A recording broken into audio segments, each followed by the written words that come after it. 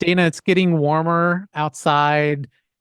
I feel like I'm switching over to colder drinks from my warmer drinks. And I got a little bit of orange on my mind because it's opening day today for the Baltimore Orioles. But, I really liked Tang when I was a kid.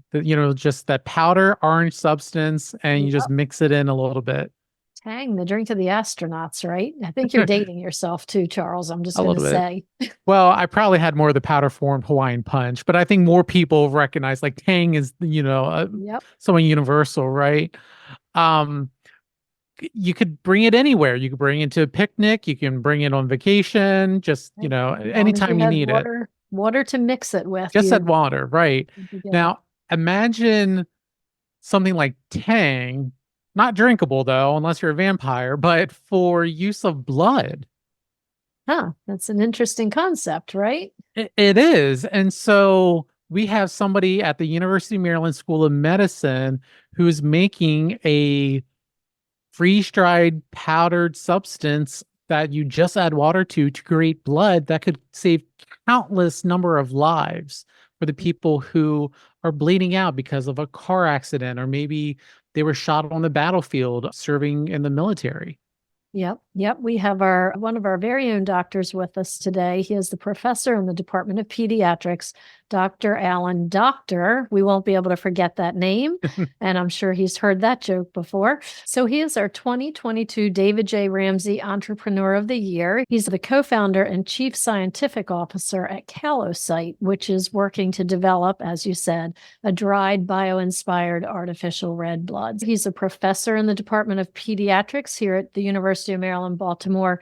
He also is the director of the Center for Blood Oxygen Transport and Hemostasis at the University of Maryland School of Medicine. And that's a mouthful. It's a lot to say, lots to Sure remember. is. So he came to us from Washington University School of Medicine in St. Louis, and you'll hear him more later in the episode about what made him come to UMB and the BioPark. And it's a really encouraging story to hear about how we support entrepreneurs who are both faculty, researchers, and in the business world of biotech. It's a whole combo of things we'll be talking about today. I'm going to run real quick, grab myself a glass of Tang, mix it up. Would you like me to grab one for you, Charles? And we'll get Absolutely. started. All Yeah. right. You're listening to the heartbeat of the University of Maryland, Baltimore, the UMB Pulse.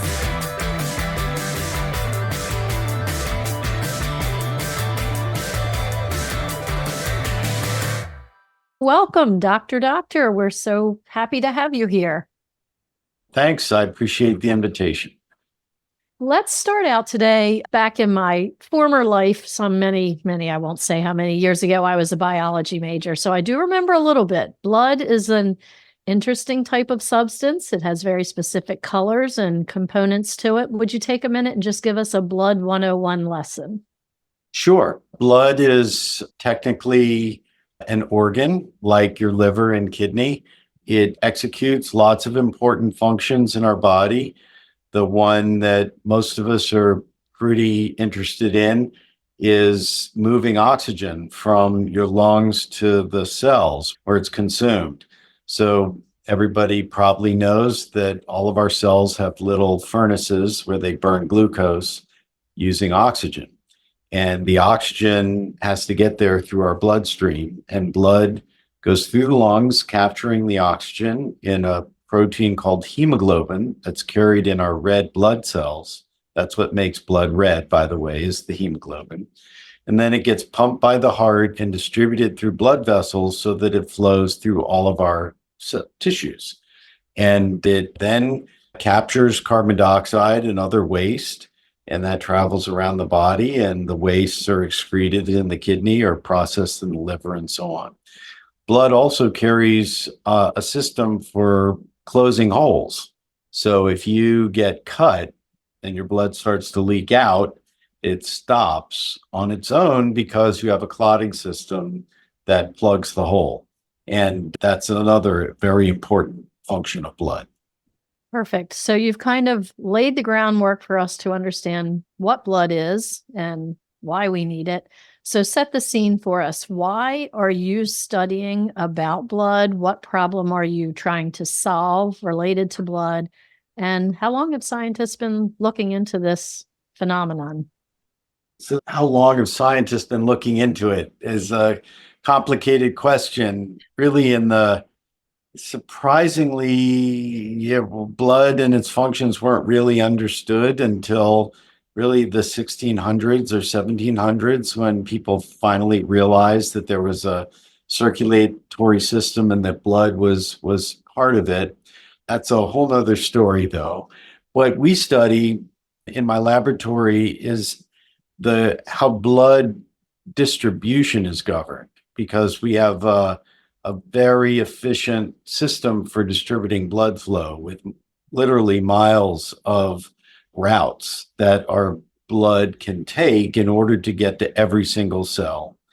And the important feature of our system is that it's scalable. So, like, you might need to suddenly start running. And back in the day during evolution, you would need to run to get food, and you would need to run to get away from someone that wanted you as food. So this was very important. And so you had to ramp up your engine or your oxygen consumption. And so blood is a big part of that.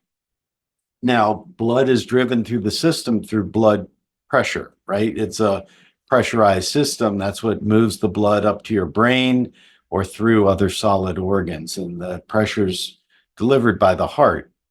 But like with all hydraulic systems, they require a volume, okay, to work. And if you start to lose that volume, like if you bleed or you get dehydrated, the pressure falls and the system can fail. The system can also fail if you don't get enough red blood cells. So you start to get anemic. And so we study both of those things and how they can be corrected by creating artificial blood. And so that's a large focus of the laboratory right now. And so in order to design synthetic blood, you have to understand how blood works. And that's, also part of the program. You mentioned about bleeding and loss of blood. What problem you're trying to solve as far as that need of getting a blood supply to someone on site when they're bleeding out? So the simple thing is first to understand that when you're bleeding, a couple things happen that need to be addressed pretty promptly. So as everybody knows, if your heart stops, you have to restart the heart within a specific amount of time, or you start to develop brain injury, or you get organ injury, or you die, and that's minutes. The same thing is true if you are suffocating. You don't get oxygen into the blood, okay? The same thing is true if your heart is beating and you getting oxygen into your lungs, but you lose enough blood so that the pressure falls in the system. And they all have the same sort of time sensitivity, because the bottom line is oxygen isn't getting to the brain and to other tissues. Now, if you bleed in a hospital and we can control the bleeding, so a hole opens up somewhere and you start to bleed, we can staunch the hole, then we can replace the lost blood with stored blood, which is a transfusion. And that will fix the problem every time. So that's a problem we can solve very effectively, but you have to be in a hospital. The blood can't be delivered outside the hospital for transfusion because it's a living tissue and it has to be maintained through something called a cold chain. So it spoils very fast. And really, it's only allowed outside the refrigerators for about 4 hours. So it's just not practical to bring it out of the hospital. The problem is that people bleed at the scene of accidents or in their house. So somebody might develop an ulcer and bleed in their living room, or someone might be in an accident, like let's say you were in the scene of an accident where a bridge collapsed. You might have bleeding, or you might be wounded on a battlefield. And if you can't get the blood, we can put salt water, okay, in the bloodstream. That's all we do now is we give what are called saline infusions, and that can improve the blood pressure, but not if you lose more than, say, half of your blood. Then it's just not enough and people will die. So right now, 20,000 people a year die before they can get to the hospital because we can't give them blood. They basically just bleed to death. This is quite a bit. That's just in the US, not the world. What we're doing is trying to develop alternatives to natural blood that are shelf stable and could be delivered at the scene of an accident. So that would keep someone alive from the scene of an accident or from a medical emergency outside a hospital so that you could get them into an emergency room and get natural blood. I don't know if you have the statistic on the spot, but as far as deaths due to loss of blood, what's the main cause? Is it car accidents, gunshots? It's trauma. So it's I couldn't tell you. It depends on the region whether that's more likely. So for example, in the city of Baltimore, the car accidents they're usually not fast enough to really, cause that kind of bleeding. You have to really be on the highway, but that's where you get stabbed and shot, are in cities. So for example, in Manhattan, it's all, penetrating trauma. However, if you're in, say, where people can get going fast enough, those are the dominant injury is a car accident. You mentioned the saline. When someone gets that saline infusion, do they still need to have a blood transfusion when they get to a hospital, or does it kind of work itself? It depends on how much blood they lost. So we have an incredible amount of reserve in our system. So for example, we can lose half of our red blood cells so that if you can restore the blood pressure, you don't need blood. So we can lose half. We have twice as much as we need, really almost 3 times as much as we need if you have a normal heart, lung, and vascular tree. So there's lots of redundancy in the system. So you can compensate for loss of red cells by improved performance with the heart, the lungs, and the vascular tree. However, if you've got a weak heart, or you've got problems with your lungs like emphysema, or you've got problems with your vascular tree, like if you have diabetes or kidney failure, then you're less able to tolerate blood loss, and maybe you can only lose 20% of your red blood cells. But a young, healthy adolescent can lose 2/3 of their red cells. And if we can stabilize their blood pressure with a saline infusion, then we don't have to give them blood when they get to the hospital. But most of the people bleeding are not healthy 15-year-olds, unfortunately. Right. So you went into this a little bit, but paint a picture. What does artificial blood look like from the start, and how does it work to mimic real blood? Well, you have to split it into 2 components. There's the principal task of executing the function of red blood cells, which is to move oxygen. Okay. And then there's the task of helping blood clot. Okay. Which is what the plasma and the platelets do in our blood. So if you need a transfusion, by definition, you are probably bleeding. If you are bleeding and that continues, then you can't ever stop the problem. So obviously if there's a leak in a hydraulic system, you need to replace the fluid, but you also have to stop the leak, or you can't stabilize the system. So we have to, when we're replacing blood, we have to pay attention to both things. Now, there are different thresholds for replacing these 2 things. And so you can get away with first replacing the oxygen carrying capacity if, for example, you can use a tourniquet to stop bleeding in an extremity.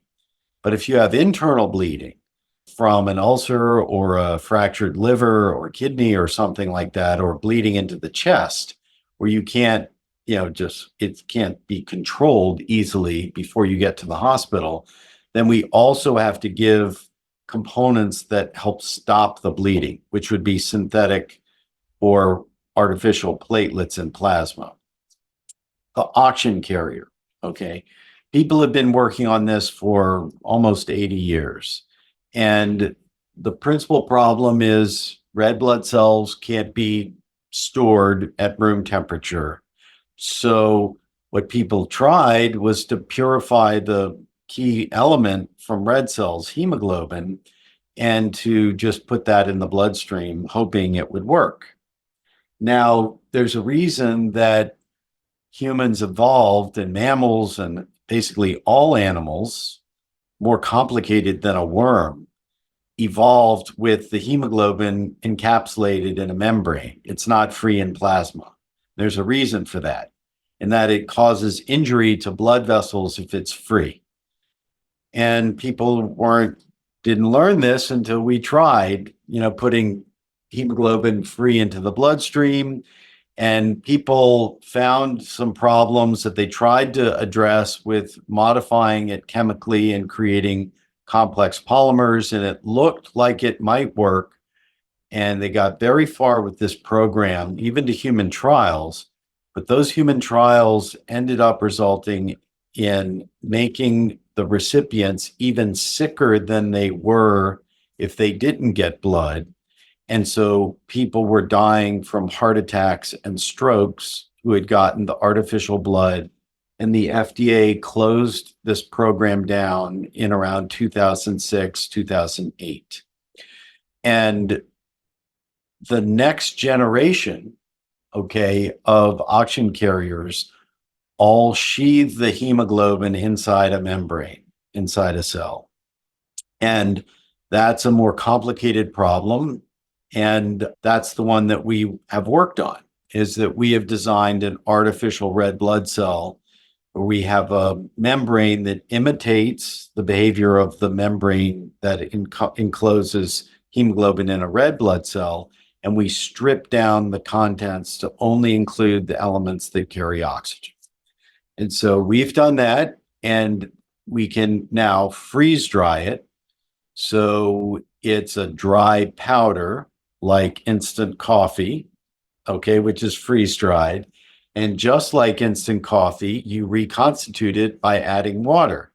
And you can drink the coffee right away after you add the water, and you can transfuse the blood right away after you add the water. So the way it works is that a medic would carry around the red powder, which is freeze-dried artificial red blood cells, and you add water, and within a few minutes, it's fully reconstituted and can be administered to normalize oxygen carrying capacity in blood. Now, that doesn't help with blood clotting. That's another subject. That's amazing. I mean, that's absolutely a game changer with how nimble of a product it could be. As you said, freeze dried, which means you can pretty much bring it anywhere, as you said, on a battlefield, potentially have water on hand and save countless lives. How are you actually testing it then? We've been working on this for almost 10 years, so it's quite a bit of time. So the initial challenge, of course, was to design the shell so that it is compatible with our body, so biocompatible, right? So you can mix it into the human bloodstream. And so we use, molecules. They're actually fat molecules. Our cell membranes are made up of fat, in case people didn't know that. And there are 5 different molecules that we use, and they all have a surface and properties that are very similar to the ones that are in our cells, and just the right blend. And believe it or not, we even have to add a little cholesterol into the membrane to make it like a normal membrane. And it will form like a little bubble, like a balloon. And the balloon is stuffed with the hemoglobin protein that we normally have in our red blood cells. Only these are much smaller. They're about a 50th the size of a red blood cell. Now, the first thing was to make sure it would capture and release oxygen, which we were able to demonstrate, and that it does it just like a red blood cell.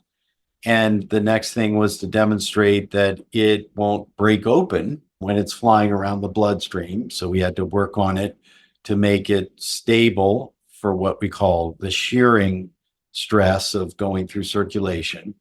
And the next was to make sure that it didn't make the blood too thick or thin. That's the viscosity of the blood. And then we had to make sure that it wouldn't interfere with the way blood vessels work. The blood vessels have to stay open just the right amount so that they create enough resistance to create a blood pressure, but not so small that they don't let blood through.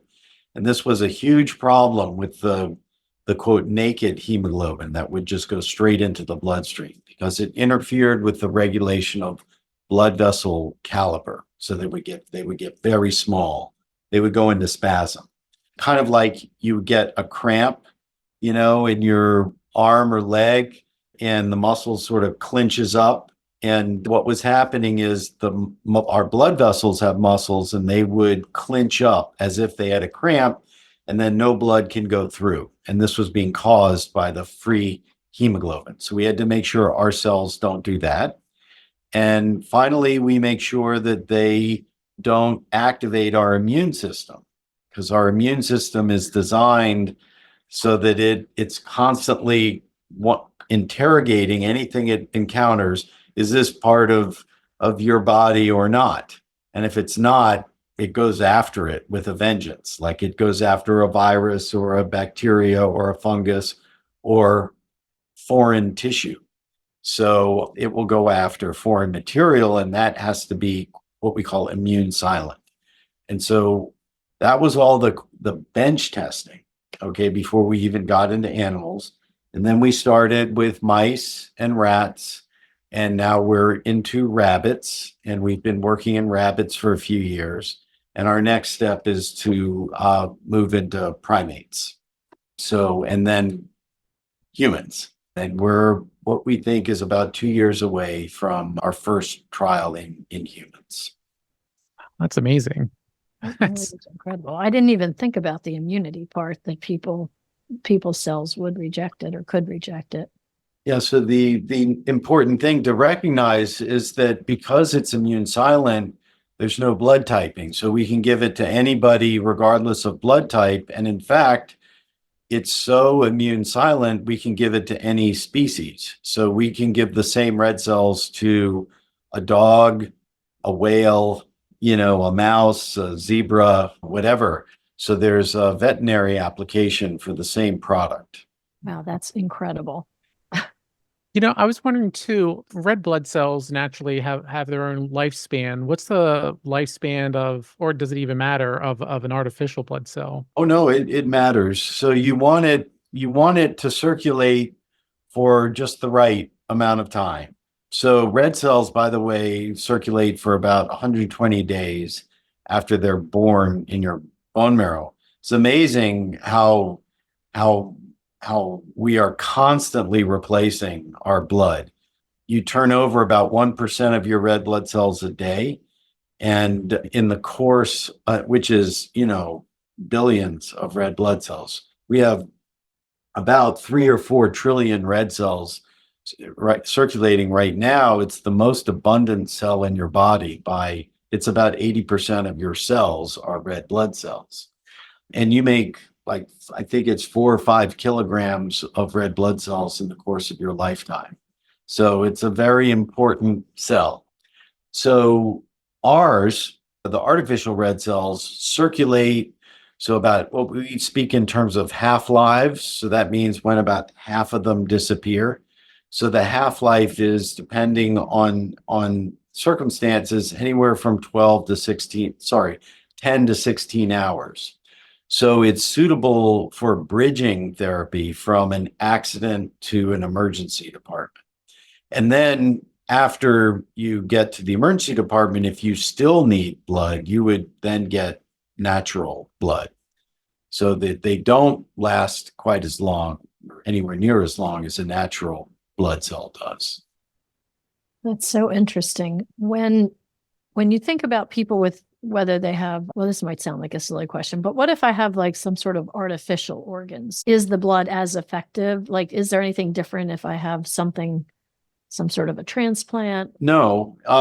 In fact, there's an application for transplanting that we haven't discussed. The primary application that we are working on right now is to resuscitate people who are bleeding outside of hospitals.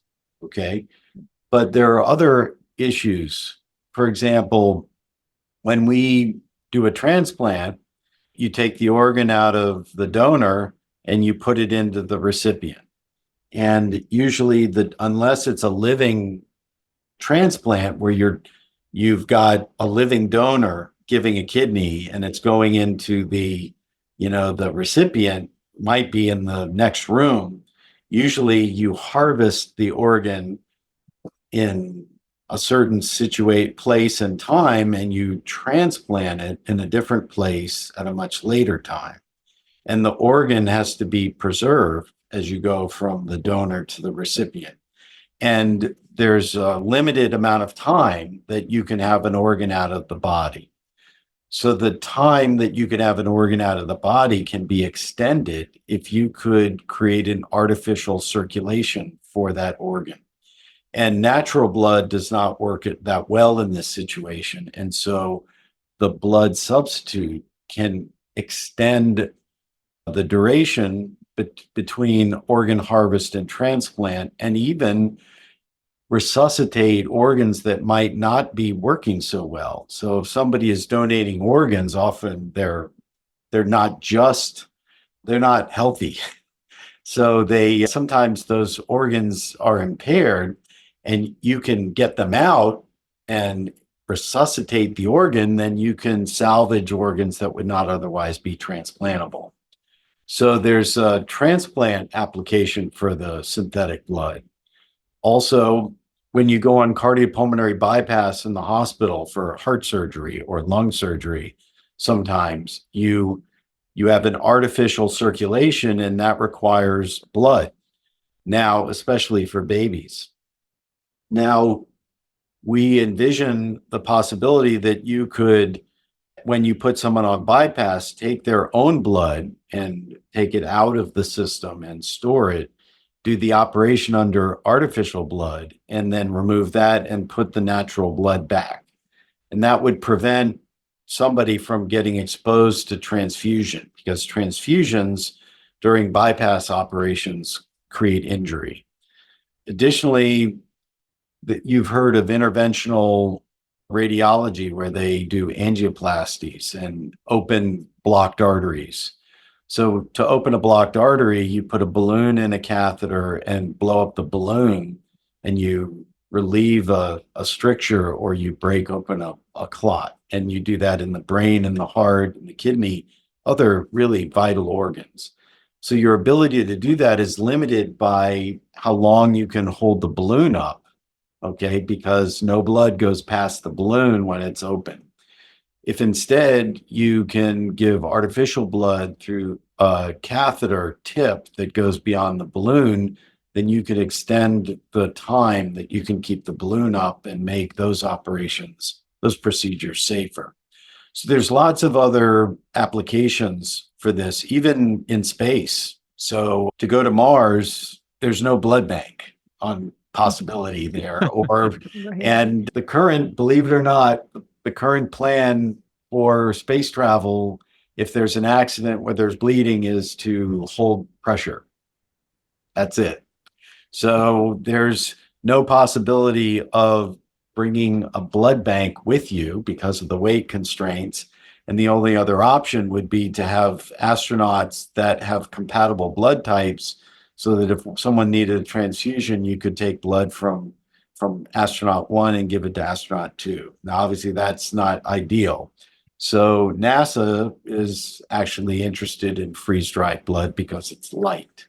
So there are all kinds of applications that are in unusual circumstances for if we could successfully create freeze-dried blood.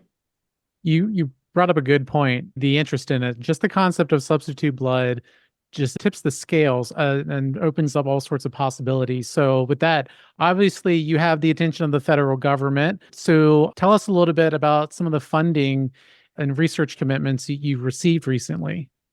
So our initial seed funding came from the NIH and the Department of Defense. We designed this technology and created a company called KaloCyte, which means beautiful cell in Greek, to develop the artificial red blood cell. And we received about $5 million in support from the NIH and Department of Defense to do the initial proof of concept work. We've received about another $10 to $15 million in grants from the NIH and federal government, and about $5 million in private equity funding for the company. The research program has recently secured a very large grant from DARPA, which is the Defense Advanced Research Administration. DARPA doesn't just do biological research. They famously created the internet, developed stealth technology, and other wild things. So they do high-risk, high-gain projects. And the Department of Defense wanted to create a synthetic blood program. So that would be both the blood clotting and oxygen transport functions. And we competed with about 10 other teams for that award, which is almost $50 million to design and generate synthetic blood that can be freeze-dried. And you have an entire consortium working on this too, right? There's a 15-site consortium across the country?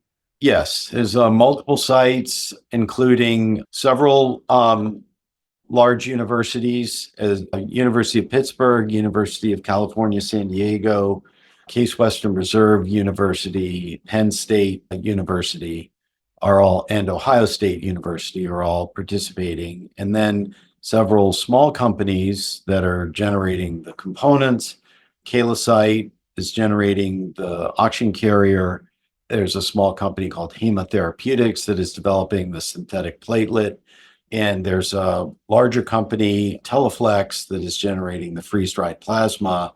And then a research institute called Southwest Research Institute that is helping with production scaling and biomanufacturing.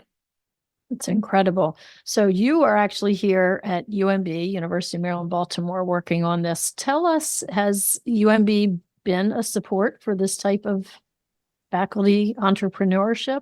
Yes. Well, it's why I moved here. So I was at Washington University in St. Louis, and that's where we originally invented this technology and started KaloCyte in St. Louis. And I also led the critical care group at St. Louis Children's Hospital and ran the Division of Pediatric Critical Care at WashU School of Medicine. We were working with the BioPark there, which was an incubator for small companies. It was institutionally a little challenging to create an effective and seamless partnership. I think that faculty entrepreneurship is an evolving area in higher education and institutions with a major research focus, and some have become more agile than others. As our program was growing, we were looking for an ideal environment that would really foster the opportunities for synergy between my academic lab and the companies that were spinning out of the lab.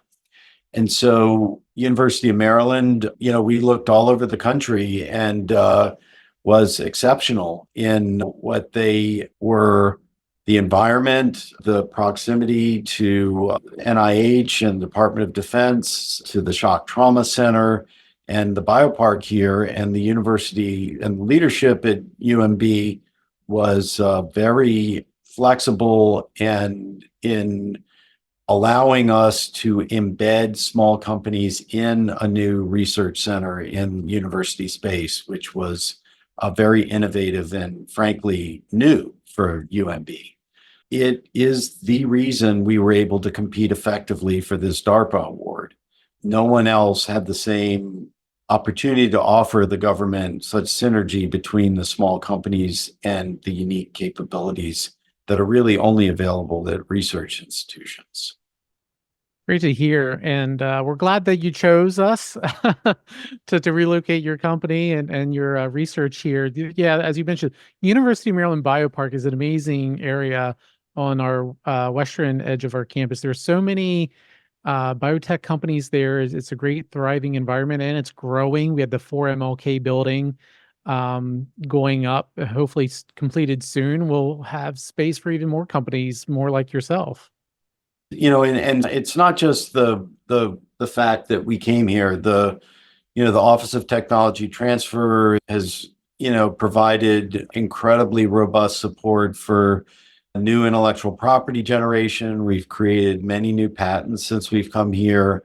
They have a lot of business expertise. They've supported our company executive leadership in fundraising with the local community, and Maryland itself has a very favorable environment for investing in biotech. So it's not just the science. It's also been the I guess the service infrastructure that's also been very crucial and given us frankly a competitive edge that is unmatched. Tell us a little bit more about the center. Obviously, it sounds like things are going great in this area, but how does it fit in with everything else that you're doing? And like how has Sure. it grown in size since you've been here significantly? Yeah, so the research center it's called the Center for Blood Oxygen Transport and Hemostasis, which is blood clotting. So it's pretty obvious what we work on. Basically, if it has to do with blood and moving oxygen and the clotting functions of blood, then we work on that. We also study ways to optimize conventional blood storage. That's basically 1950s technology that hasn't been meaningfully improved since that time, and there's a lot of room for improvement there. So we have a number of projects in that area. We've recruited 2 key faculty members to join me here at the center. They each lead large research programs. Each of those labs has about 10 to 16 people in them. And so they are traditional labs with graduate students and postdoctoral fellows that study topics related to blood function. I also have an academic lab about that size, and we study acquired injury to red blood cells. For example, how diabetes or kidney failure or infections can alter red blood cell function and how to mitigate that. We also study sickle cell disease, and we're developing therapeutics for sickle cell. So, the growth has been quite rapid. Our, one measure of progress is the funding, which has improved almost about 700% in extramural support since we've come here. And that's excluding the big DARPA grant, which is kind of an outsized, addition. The dean's a little bit of the same ilk of that entrepreneurial spirit and supporting this with faculty entrepreneurship. What have you kind of observed, and what can you tell us about what Dean Gladwin kind of brings to this? Well, sure. I should first mention that, it was, Dean Reese that brought me here, and through an initiative he called the STRAP program, where he basically invested sufficient resources to give us space and to recruit an entire team. And so he really was the seed. And Dean Gladwin, as you know, has succeeded Dean Reese. I've known Dean Gladwin for almost 20 years, and we work in a very similar scientific domain. And he also is an entrepreneur, has started a company called Globin Therapeutics. He's very supportive of our work and faculty entrepreneurship in general. We have an evolving collaboration, in fact, and I couldn't be happier with his leadership. He's been incredibly supportive. Both he and Dr. O'Donnell, who's the Vice Dean for Research, have been very supportive of the center, and I expect that others like me will find this an ideal place to come and do their science. Fantastic.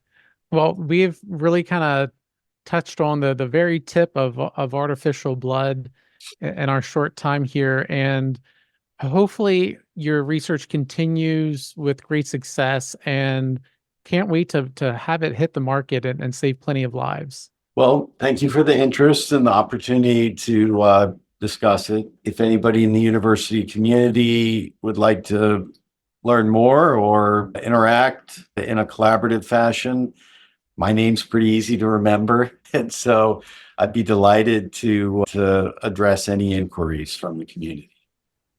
Great. And we'll make sure we'll put those in our show notes too. So all of our listeners, just check the description and you'll find out how to reach out to Dr. Allan Doctor. So, Doctor, thank you for joining us on the UMB Pulse. Thank you for the opportunity. Thanks.